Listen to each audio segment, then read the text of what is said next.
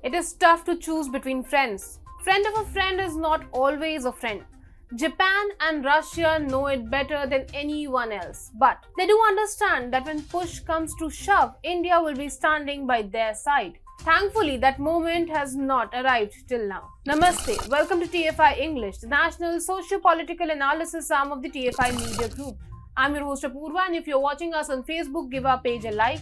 And if you're watching us on YouTube, like the video and subscribe to the channel. Coming back to the story, in this video I'm here to tell you why India will only be a partial participant in Vostok 2022. So let's begin. India, Russia and China, three big heads of BRICS grouping, are slated to participate in Vostok 2022 military exercise. Countries such as ex-Soviet nations Laos, Mongolia and Syria will also benefit from the drill by sending their troops. 50,000 armed forces personnel, 5,000 weapon units, which include 140 aircraft and 60 warships, will be shaking various locations of Russia's Far East and the Sea of Japan. As expected, the drill has invited the tantrums of the United States.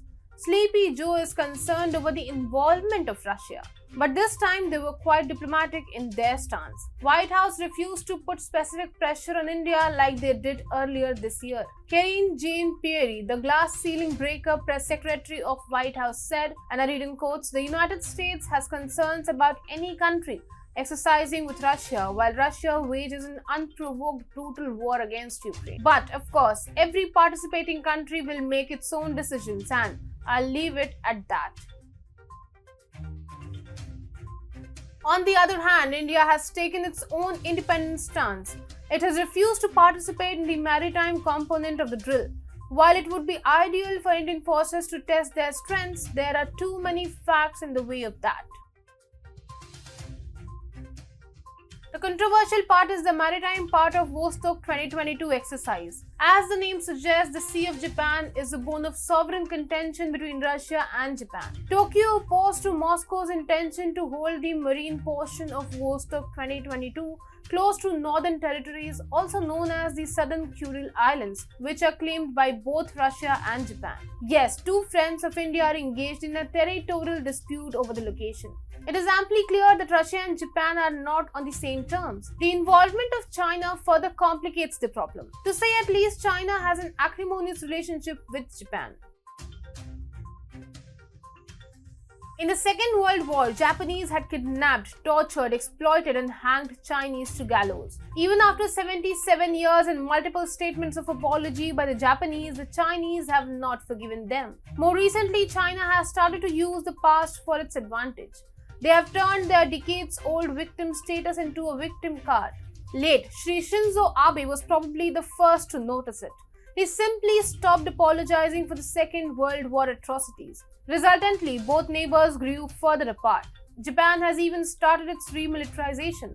It's obvious that the presence of China along with Russians in the Sea of Japan is perceived as a threat. This is the reason why the Japanese authorities are inclined towards deploying 1,000 missiles in the Sea of Japan. Naturally, India has two conflicting options. Japan is a key partner for us in our developmental journey.